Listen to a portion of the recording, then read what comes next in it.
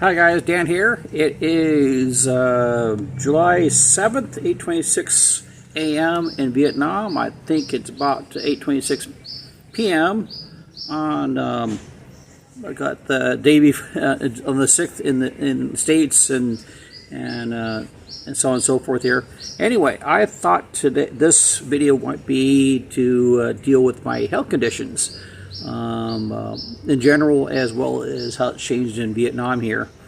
Those of you who know me, I'm a bit pudgy, and even though I try to keep my active lifestyle, I mean, I hike a lot with my son, I go to the gym often.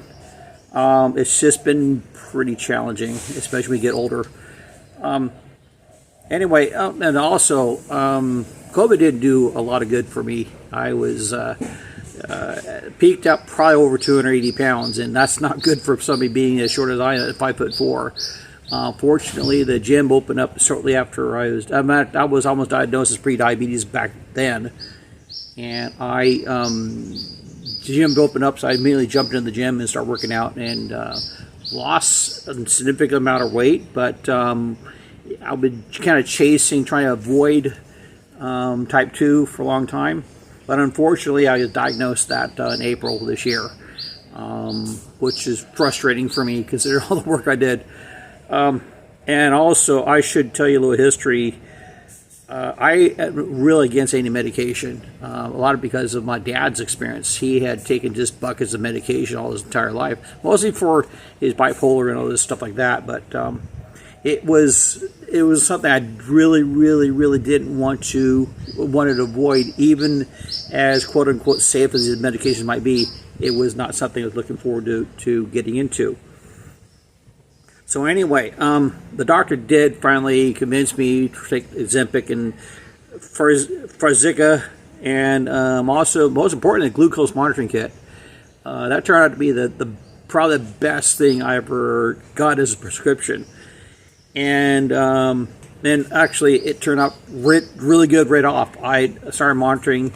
Took a little bit to get used to poking my finger and drawing blood, stuff like that, but anyway, one of my first readings was I really enjoyed a carne asada burrito from one of those taco joints, taco trucks near in Apple Valley. Really good burrito, but it dropped my glucose level to over 330, which is not good. You need to be, in the 150s or even below the 100s to be in safe level. So I realized that certain foods really spiked your glucose. It took 2-3 days for me to process all that glucose to a point that I was back at a safe levels, back at 100 zones, whatever. So that was a bit of a shock. So I had been really diligent about monitoring my glucose levels and blood pressure too, ever since. So, and also because of that, I made some dramatic changes in my diet. Even in the States, I had started kind of pseudo fasting a little bit, but I had made it religious that pretty much every morning I just don't eat breakfast. I don't eat anything from 9 o'clock p.m. to 9 o'clock a.m. Basically, fasting during that time. That's what I actually really call breakfast, is to break fasting. So I usually 12 hours, even would go to lunch, and that helped out a lot too. I started losing some weight even more, and glucose levels had balanced out a bit more too. So I lost about 15 pounds in 2 weeks with medication, and also too, we luckily took Ozempic, and I got to admit, it helped.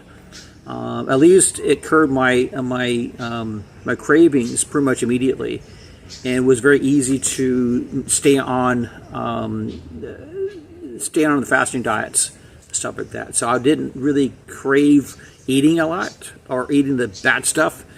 So it helped out a lot there too. So anyway, I was preparing for Vietnam. This is about a month and a half or so before I was getting ready to go to Vietnam. So, and I knew I was going to be here for a while. So I asked pharmacists and stuff like that, doctors, to prepare me for extended stay over here. And as wonderful as the U.S. healthcare system is, they denied me. So they said I had to come back to get my medications. Well, I'm going to be 8,000 miles away to refill my prescription, and that didn't go very well. So anyway, I was So I had faced the issue where I'm going to be short on my prescribed medication before I was able to get back to while here. In fact, I would be out by now. So I had made a conscious decision that I was going to ration it out or actually stop my medication here. And this was a rational decision because I had already been taking, logging all my health levels and stuff like that. So doing pretty good. On top of that, having been in Vietnam in the past a few times, I usually lose a lot of weight, a lot because there's obvious change in diet. There is, one thing I sell, the processed foods is almost non-existent here. And in the States it's pretty much everywhere. I mean, you could eat you can eat what's called, bite into a salad, all of a sudden it's processed food, and all of a sudden you gain 10 pounds. But really, the food is significantly different here, much better tasting too. So I knew I was going to come off the meds. In fact, about a week after I got here, I'm not sure you guys know what the process for Ozempic.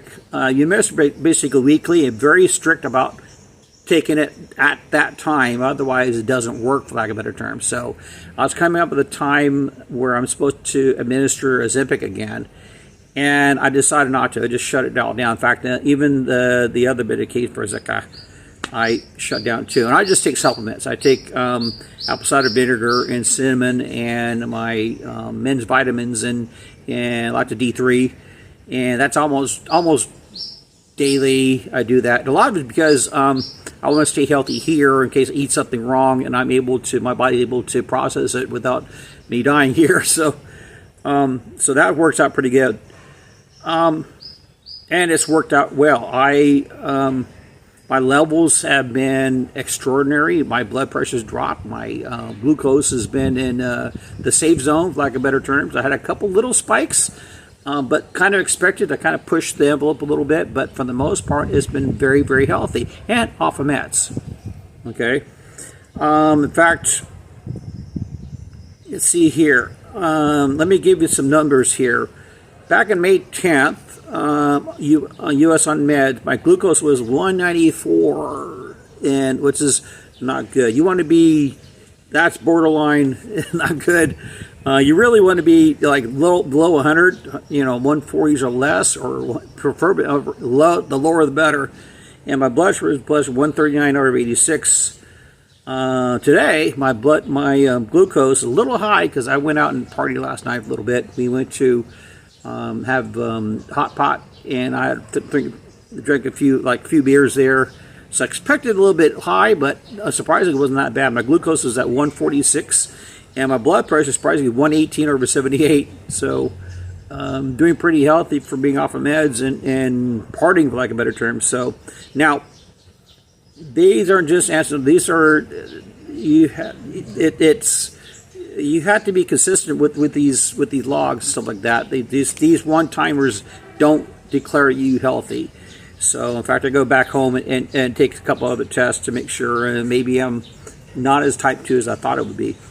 So for those of you who want to know, safe levels for fasting and blood glucose, you want your normal to be 70 to 99. Pre-diabetes 100 125, so I'm kind of right there. Diabetes is 126 plus, so a little bit high, but much better than I was before. I mean, I was pushing 200-300 before. Blood pressure normal is about 120 to 180, elevated 129, high is 130 180. So I've been doing 120 129, so I didn't bring it good there. So anyway, as I mentioned, this wasn't a leap of faith. I kind of knew that the effect of being in Vietnam was going to be better for my health. Oh, by the way, too, I should mention, I don't have that clouded feeling in my brain, and I'm much more articulate, much more sharp-minded.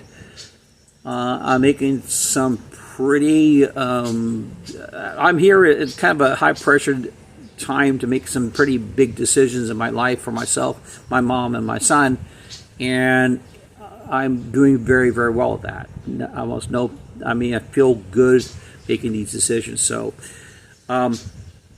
It is definitely, something, if I would recommend anybody at the States, whatever, make sure you get your, blood glucose machine isn't that much. In fact, I think I just seen one that's non-invasive, you don't need to poke anything for blood. It's like $40 or something like that, on Amazon. So tracking that stuff makes a difference, even if you're not going to Vietnam. And I'm not saying I'm not a doctor, just myself here. I know for the fact being away from the States and away from that processed food it can only be a benefit to you. And it's showing here when I'm here in Vietnam, being healthy. So anyway, that's it for now. And I'd appreciate any feedback from you folks out there. And I'll talk to you later.